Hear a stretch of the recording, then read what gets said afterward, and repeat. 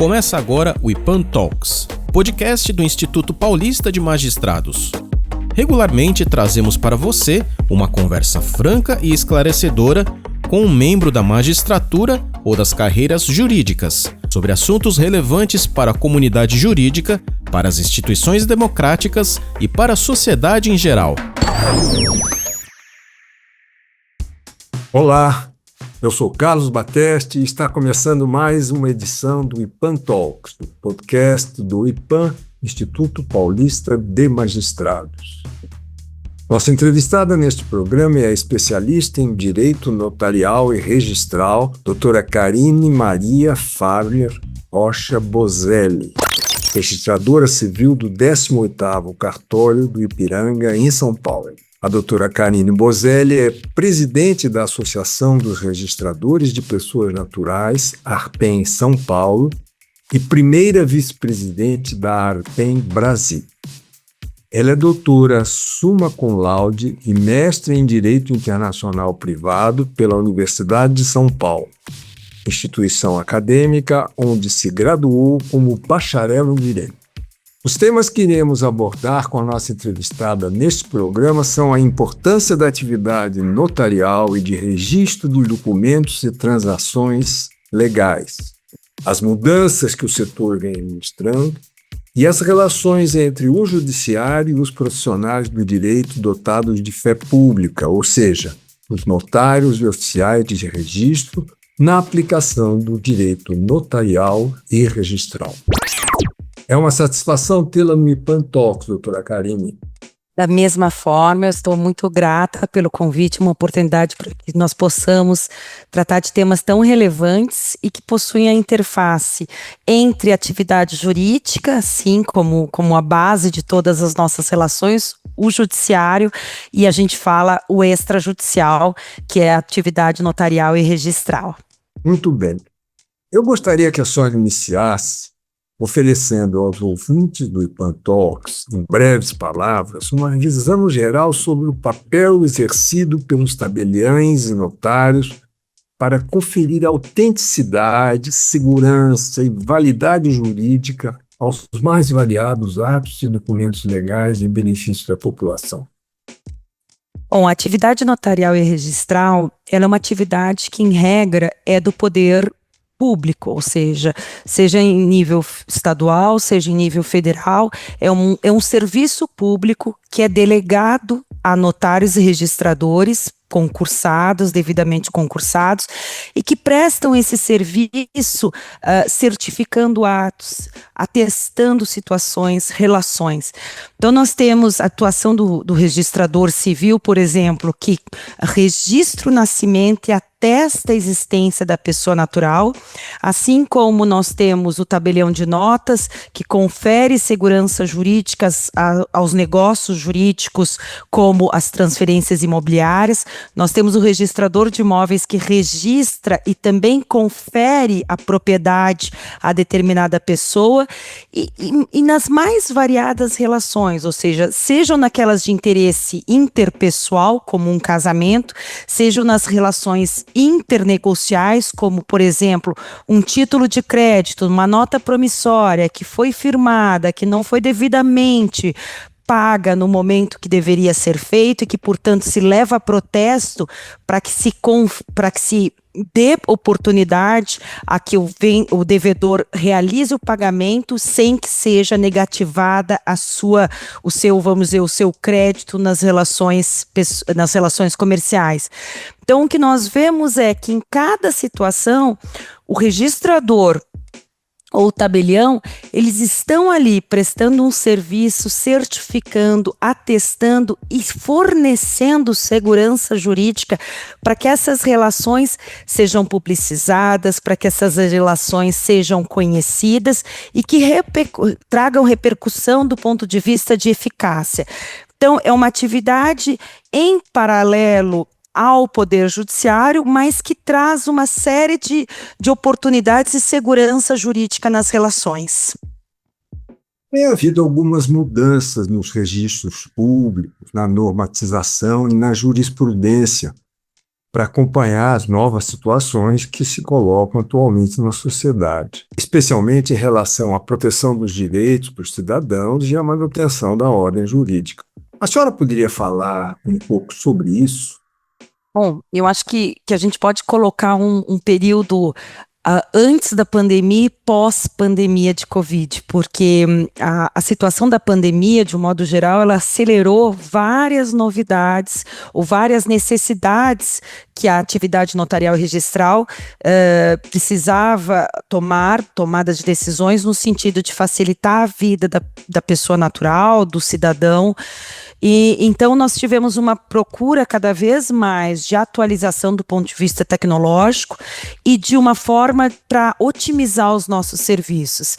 Então, seja a interoperabilidade do ponto de vista de solicitar certidões em meio totalmente eletrônico, as certidões de nascimento, casamento e óbito, por exemplo, serem passíveis de serem solicitadas e serem emitidas em meio totalmente eletrônico. Nós temos também a atividade notarial, a plataforma do e-notariado, ou seja, as escrituras formalizadas em meio eletrônico. A central de protestos também, a central de registro de títulos e documentos, em que nós solicitamos o registro, e também a central dos registros imobiliários, ou seja, do registro imobiliário, o operador nacional do registro imobiliário, na qual nós enviamos os títulos para protesto, ou os documentos para registro, ou os títulos para registro no registro de imóveis, através de meios e plataformas eletrônicas, sempre com o objetivo de otimizar a vida do cidadão e o tráfego de informações.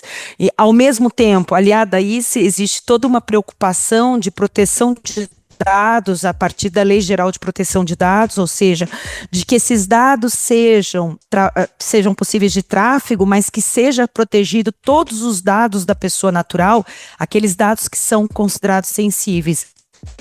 Então, hoje, a atividade notarial e registral, eu digo que se antes se balizava no substrato físico, documental, do papel, hoje nós estamos num momento, vamos dizer, de transição para cada vez mais nos utilizarmos de outras plataformas, sobretudo esses modelos de interoperabilidade, modelos eletrônicos, para fornecer segurança jurídica em favor da sociedade brasileira. Há, inclusive, um novo modelo de certificação eletrônica. E as questões que envolvem a LGPD, a Lei Geral de Proteção de Dados Pessoais, têm sido seguidas pelos cartórios com muito cuidado. O que a senhora poderia dizer aos ouvintes do IPAN Talks sobre a utilização efetiva das novas tecnologias digitais em relação a questões como essas? Há uma forte preocupação, seja do nosso poder fiscalizador, que é o Poder Judiciário, seja do Conselho Nacional de Justiça, como da Corregedoria do Estado de São Paulo, no sentido de que a atividade notarial e registral seja desempenhada em cumprimento a todas as normativas e legislação em vigor. Então, ao mesmo tempo que nós temos a necessidade de atualização, de utilizar novas tecnologias, nós temos uma preocupação também de que esses dados, que são dados, e nós sabemos que hoje os dados são um novo petróleo, se diz que é o novo ouro da sociedade atual, nós temos uma preocupação de que esses dados, seja do ponto de vista de dados pessoais, seja do ponto de vista de dados patrimoniais, sejam protegidos. Então, assim, nós temos questões que hoje são discutidas no âmbito da atividade notarial e registral, o uso da inteligência artificial, seja para facilitar, vamos dizer, a leitura dos documentos, seja do ponto de vista de ferramentas que possam agilizar.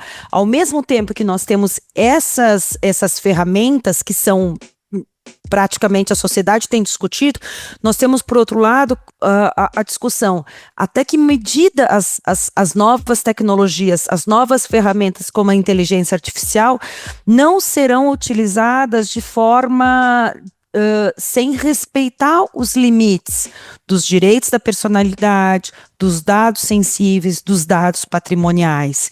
Então, eu acho que hoje é o grande desafio vamos dizer, é a grande escolha de Sofia, fazendo uma analogia a um filme muito interessante da Meryl Streep.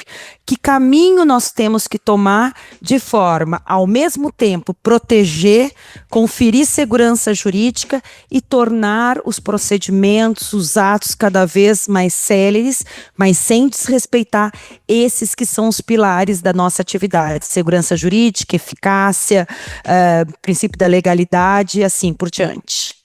Outro aspecto que gostaríamos de abordar com a senhora é a questão das retificações aplicáveis à cidadania. E esse é um tema no qual o IPAN está particularmente engajado.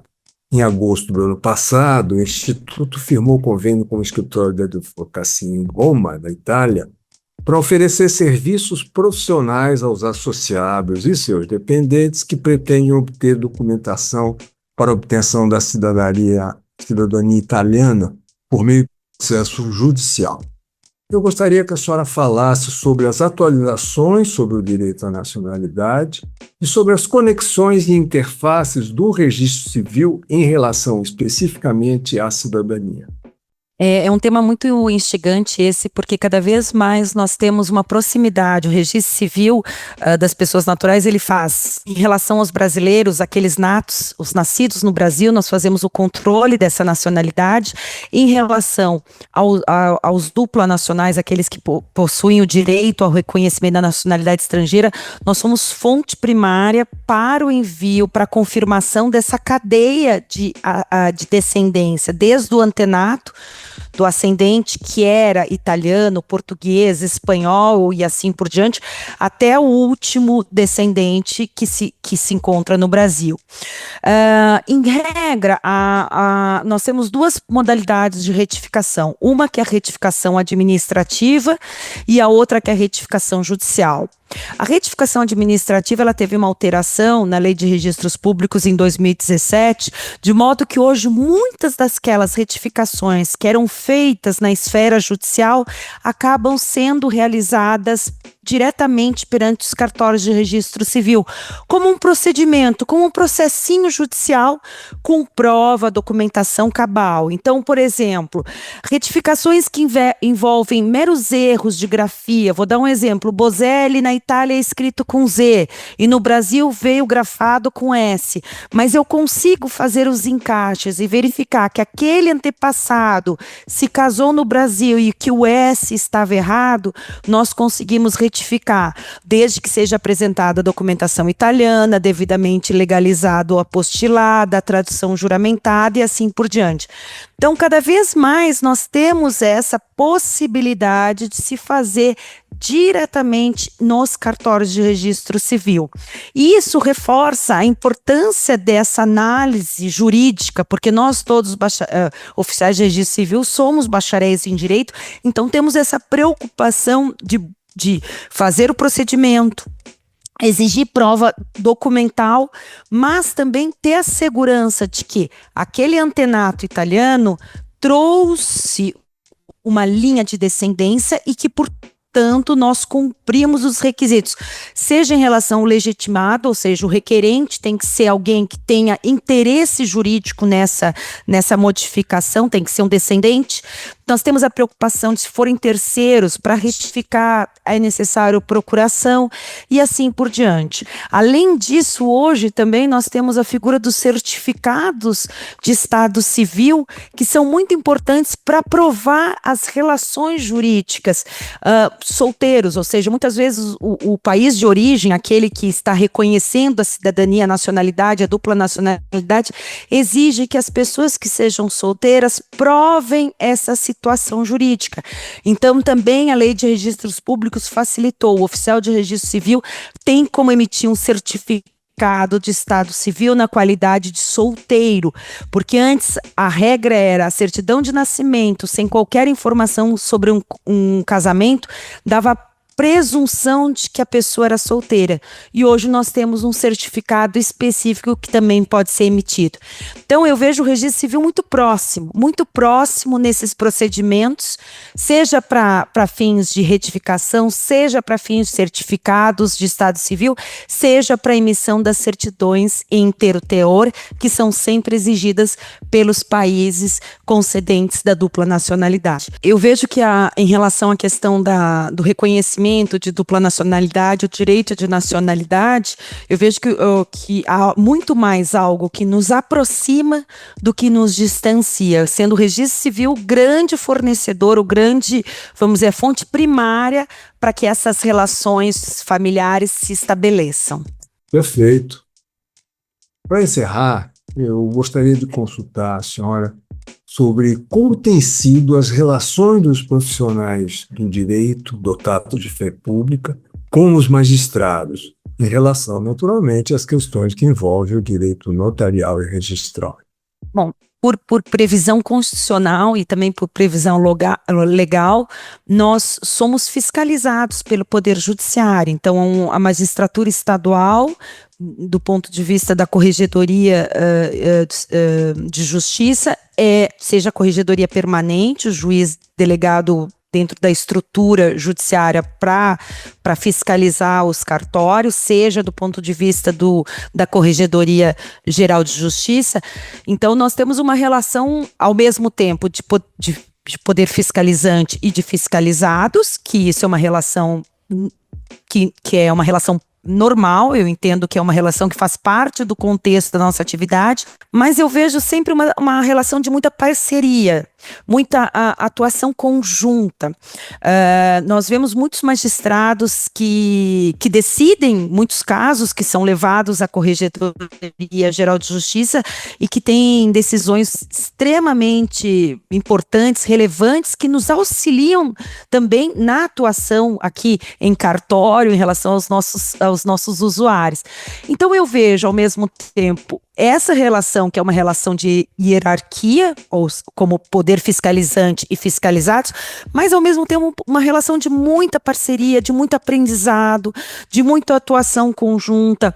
Eu cito a doutora Ana Maria Brugin, que é uma parceira muito forte do registro civil e da atividade notarial e registral, porque sempre há eventos conjuntos, há congressos, a troca de informações, então é um aprendizado, é uma via de mão dupla. Ao mesmo tempo que nós temos temas que eu sei que a magistratura se empenha para entender, e por outro lado, nós oficiais, notários, registradores, também aprendemos sempre com o Poder Judiciário. Então eu sou muito grata de fazer parte dessa estrutura que é o Poder Judiciário e atividade extrajudicial em atuação conjunta com os magistrados. Nós entrevistamos a registradora civil do 18º Cartório do Ipiranga, em São Paulo, Karine Bozelli. Obrigado por sua participação no IPAN Talks, doutora Karine. Eu que agradeço, foi uma oportunidade maravilhosa. É importante falar do registro civil, dos registros públicos, dos tabeliões de notas de protesto, e esse é um canal que é tão ouvido, tão prestigiado, só podemos agradecer mais uma vez. Estamos encerrando o IPAN Talks de hoje, mas antes trazemos algumas informações sobre as atividades do IPAN, o Instituto Paulista de Magistrados. O CENOR, Centro de Estudos Notariais e Registrais da Faculdade de Direito da Universidade de Coimbra, em Portugal, entidade conveniada ao IPAN, realizará no próximo mês, nos dias 14 a 26 de abril, o segundo módulo do curso de pós-graduação em Direito Notarial e Registral. A capacitação será ministrada presencialmente pelo professor Dr. Manuel Henrique Mesquita. As inscrições devem ser feitas até o próximo dia 31 de março. Para mais informações, acesse o site do IPAN, www.ipan.com.br, ou entre em contato por e-mail com o CENOR, cenor@fd.uc.pt. O Clube de Leitura Parceria literária da APAMages, Associação Paulista dos Magistrados, com o IPAM e a Academia Paulista de Letras, fará um encontro online no dia 24 de abril, às 19 horas, para debater o livro A Psicodélica Mente de Venus Systems, de Isabella Grenier, autora semifinalista do Prêmio Jabuti 2024. O evento contará com a palestra do escritor e jornalista Joaquim Maria Botelho, em mediação da juíza Carolina Nabarro. Coloque na agenda. Para acompanhar as iniciativas e os eventos do IPAM, acesse o site www.ipan.com.br e as mídias sociais do Instituto no Facebook, no LinkedIn, no Instagram e no YouTube. Até o próximo programa. Termina agora o IPAM Talks, o podcast do Instituto Paulista de Magistrados. Se quiser mais informações sobre o programa ou sobre as atividades e benefícios oferecidos pelo IPAM, envie um e-mail para ipan@ipan.com.br ou ligue para o Instituto. Telefone 11 3105 9290. Até o próximo programa.